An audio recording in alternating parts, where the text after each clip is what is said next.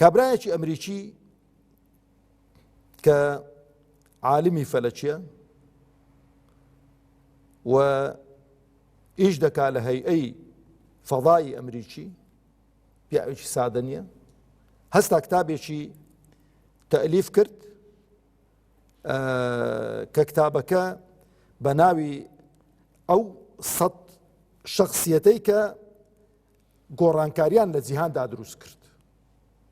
ماوەکی زۆر پێوە سەرقاڵ بوو کە ناوی مایکل هارت.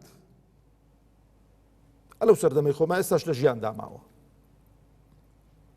مسلمان نییە، بەڵام پیاوێکی عالم و شارەزایە و ئەمریکیشە. پاشەوەی کە کتابەکە تەواو بوو، حەفلەیەکی زۆر گەورەیان بۆ کرد.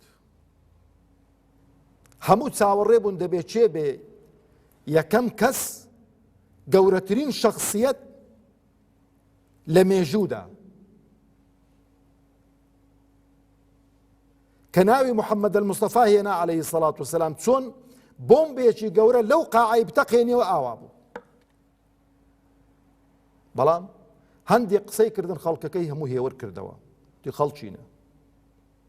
ئەو محەممەدە عەلەیهی سەڵات وسەلام ئەگەر پێغەمبەری خوا نەبوو بێ، نێردراوی خوا نەبوو بێ، معقولە ئەگەر خەڵک پەرژینێکی قایم بێ لە پێغەمبەر عەلەیهی سەڵات وسەلام بڵێن کاهین بۆیان، درۆزن بۆیان، هەر شتێکی دیکە بووە، معقولە درۆیەک 1400 و قسوور ساڵ خۆ بکاتن؟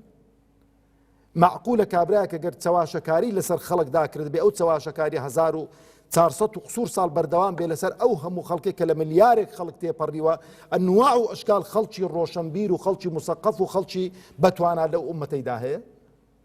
زۆر حجە و بەڵگەی بۆیە خەڵکەکە بێدەنگ بوون.